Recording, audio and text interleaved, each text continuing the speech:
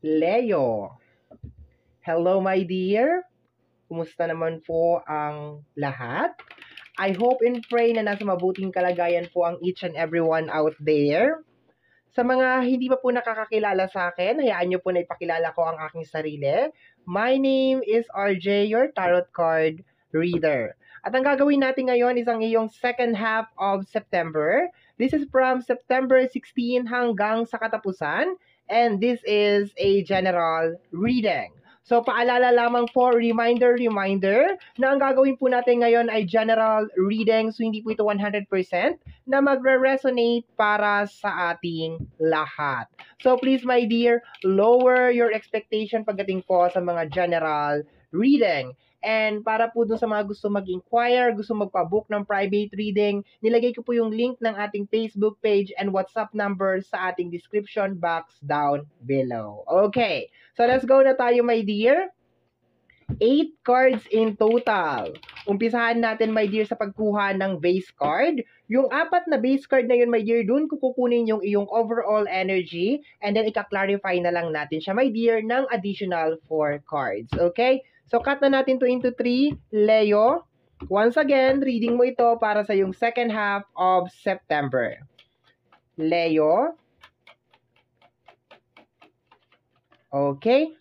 We have here the energy of 5 of Swords, okay? So, dito, my dear, meron kang iniisip. I think, my dear, parang nag-overthink ka sa card na to. Okay? Parang nag-overthink ka sa mga bagay-bagay. Yun ang nararamdaman ko sa card na to. Okay.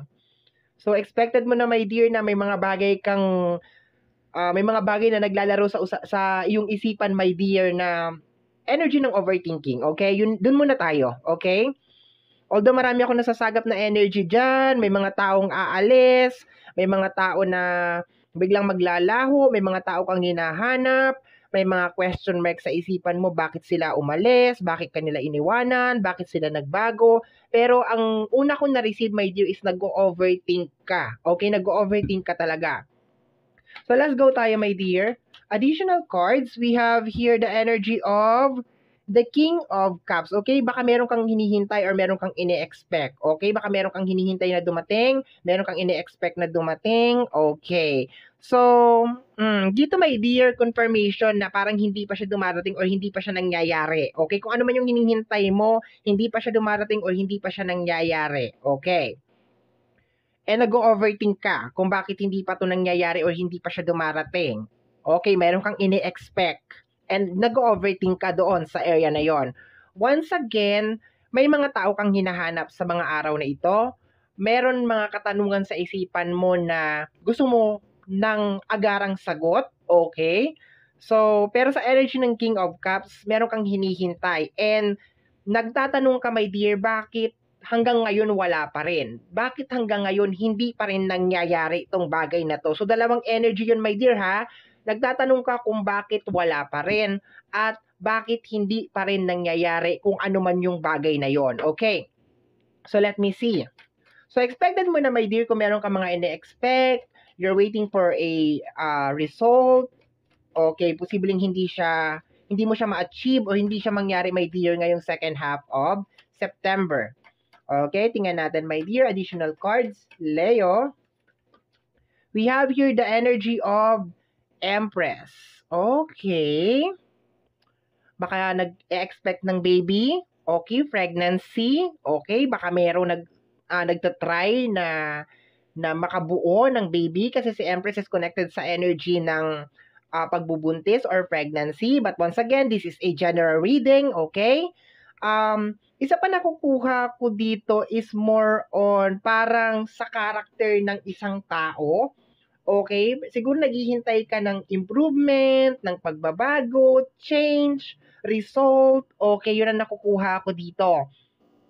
Pinakamalinaw or pinakamaliwanag na message na nakukuha ko dito, my dear, is more on self-improvement sa isang tao. Okay? There's a tendency, my dear, na baka merong isang senaryo na hinihintay mo na meron siyang gawin, okay? Or mag-respond siya or magkaroon ng action, yun ang nakukuha ko over here. Pero parang hindi nangyayari, okay? For example, sabihin natin, walang bigas, walang ganon, tapos nag-expect ka na bibili siya ng bigas. Parang ganon, I'm just setting some example, my dear. Hindi, wala talaga, parang walang action, my dear. Parang wala siyang nakikita, parang wala siyang naririnig. Ganon, parang walang nangyayari, parang, yun, ganon na nakukuha ko, parang dead ma, ganon. Wala siyang nakikita, wala siyang naririnig. So, medyo, nagdudulot yun, my dear, ng ano sa'yo, ng kakaibang energy, no? Hindi komportable na energy. Nagtataka ka siguro bakit ganun, bakit hindi niya makita, bakit hindi niya maramdaman. For example, my dear, then nagagalit ka. Tapos parang hindi apektado yung tao na yon. Okay? Parang nagagalit ka, naiinis ka, and wala lang sa kanya. Yun ang nakukuha ko dito, my dear. Or there's a tendency, my dear, na baka meron talagang problema and then you are waiting, my dear, na itong tao na ito ay mag-react. Pero once again, ang una ko nakuha na energy is energy ng pregnancy. So baka meron sa inyong nagtatry talaga na magkaroon ng baby. Okay? And yun nga, medyo nag-overthink ka, my dear. Okay? I can feel also na baka meron din mga health concern or parang may mga health issue over here, baka meron ka mga nararamdaman or something. Once again, lagi kong sinasabi yan, maski sa private reading, huwag niyong iasa sa card. Just in case meron kayong nararamdaman na something or meron kayong iniinda, sikapin talaga sa abot na makakaya na magpa-check up. Magpatingin talaga, my dear. No, mahirap yung nag-overthink lang kayo tapos nagtatapal-tapal lang kayo ng mga kung ano-ano mga dahon-dahon dyan. Okay? So, pinaka-highlight kasi dito, my dear, is nag-overthink ka kung bakit hindi nangyayari yung isang bagay or bakit wala pa or bakit walang response, bakit walang action. Okay? Once again, yung health. Okay? So, kung meron mang may kinalaman sa health or something, magpatingin or magpa-check up. Okay? So, sa card na to, for some of you, baka nag-iisip kayo na meron siyang third party, meron siyang iba. Okay, yun ang una ko nakuha over here. Posibleng long distance relationship, meron ako nakukuha sa card na to. For some of you, iniisip ninyo na may third party, pinagpalit ka na, okay? Kaya siguro parang dead man na lang kung ano yung sitwasyon, kung ano yung nangyayari, bakit parang walang pakialam na sa'yo kasi baka meron ng iba, yung mga gano'n, nag-overthink ka. May pregnancy over here. For some of you, baka iniisip mo mayroon siyang anak sa labas. Okay. O kaya for some of you, baka merong issue. Kaya siguro kaya ganyan kasi baka hindi ko siya mabigyan ng anak. Yung mga ganon. Okay? So, minimekos ko may dear yung energy over here, ho. So, this is a general reading. So, collect what resonate and leave yung hindi naman sa iba. Pero ang pinaka-highlight dito yung pinaka-first card natin, my dear Leo, which is energy of overthinking. Pag ganito, my dear, ang energy, okay, may sasabihin sana ako, pero sige, clarify na natin. Huwag natin pangunahan yung card. Di ba nga? Okay, clarify na natin. Mamaya sa bandang dulo sasabihin ko yung gusto kong sabihin. Okay. So, tingnan natin, my dear. Clarification. Okay, the 7 of Cups. My dear, magulo ang isip mo, my dear. Ang dami mong gustong mangyari. Okay? Ang dami mong gustong mangyari. So, 7 of Cups to connected sa energy ng illusion. So, sige. Posible may din yung iba mong iniisip ay hindi totoo, nag-overthink ka lang talaga. So kung meron kang gustong malaman sa isang tao, tanungin mo siya, kausapin mo siya. Kung hindi ka naman kontento sa sagot niya, mag-imbestiga ka. Okay, mag-imbestiga ka. Okay, yun lang yun, para matigil na yan, my dear. And wag mong pagsabay-sabayin, my dear, okay? Kasi 7 of Cups to. So, there's a tendency, my dear, na yung mga ibang iniisip mo, my dear, ay hindi totoo. Yung iba naman is connected sa energy ng illusion. Or baka masyado ka lang talaga na-overwhelm ng iyong emotion. So, this is not a good energy. Isa pa nakukuha ko dito, my dear, is baka magdulot ka, my dear, ng pressure sa iba. Okay? Kasi, you are expecting na tutulungan kanila na ma-achieve mo or mangyari yung isang bagay. Okay? So, once again, pag-usapan, my dear, hindi manghuhula kung sino man yan. So, kung meron kang ini-expect sa kanya, baka hindi naman niya din, my dear, alam na meron kang ini-expect sa kanya. So, sabihin mo, ha? Sabihin mo, oy, nag-expect ako na magbago ka. Nag-expect ako sa'yo na ganito, ganyan. Sabihin mo, my dear, kasi hindi manghuhula yan. Wala, baka nag-expect ka sa kanya ng something tapos hindi naman pala niya alam. Okay. At saka kung kailangan mo ng tulong, manghingi ka mismo ng tulong, itulungan mo naman ako dito. Kasi may mga tao talaga na yan nga manhid. Okay? So, we have here the energy of the strength card. Kung ano man may dear yung hinihintay mo, lagyan mo ng konting palugit. Lagyan mo ng konting extension, my dear, ha? Kasi I can feel, my dear, na may mga delay. Huwag ka mag-overthink, okay? Huwag ka mag-overthink na, ay, baka ganito, baka ganyan. Huwag, my dear, lagyan mo ng konting palugit. This is a confirmation, my dear, na mangyayari at mangyayari kung ano man yung bagay na gusto mong mangyari, which is good energy siya, my dear. Ang problema lang dito, second half of September 16 hanggang sa katapusan, nag-overthink ka talaga, my dear. And at the same time, pinagsasabay-sabay mo siya, parang energy na parang gusto mo mangyari lahat. Yung one time, big time, isang bagsakan, my dear. So, wag ganun, my dear, kasi mahihirapan ka. Once again, ilang araw lang yan, okay? 16 hanggang sa katapusan, 16 hanggang 30. So, very, very short period of time lang yan. Lagyan mo ng konting palugit, my dear, ha? And kung meron ka mga bagay na ini-expect mo sa isang tao, for example, like, nag-expect ako na, it's better na maging vocal ka na lang. It's better na sabihin mo na lang na nag-expect ako na magbago ka, nag-expect ako na gawan mo to ng action or something like this, nag-expect ako ng improvement, nag-expect ako ng change, sabihin mo ng diretsuhan doon sa tao na yun, para alam niya na nag-expect ka. Kasi ang nakukuha ko dito, may na energy, parang pinahihirapan mo yung sarili mo ng kaiisip. Ang problema dito, my dear, baka hindi alam nung tao na yun na meron kang ini-expect sa kanya. Okay? So, yan. Kunyari, gusto mo mapakasalan ka, magparinig ka na. 'Di ba? Alam mo, sarap ka mo na may singsing, sarap ka mo ng kasal. Yung ganon, okay. Kung meron man mga issue na may kinalaman sa third party, diretsuhin mo. Alam mo, ang laki ng pinagbago mo. May kutob ako na parang meron ka ng iba. Yung ganon, diretsuhin mo, my dear, para alam niya. Okay? Kasi nag-overthink ka dito, hindi maganda yung nag-overthink. Okay? We have here the energy of the Sun card. My dear, mangyayari siya, okay?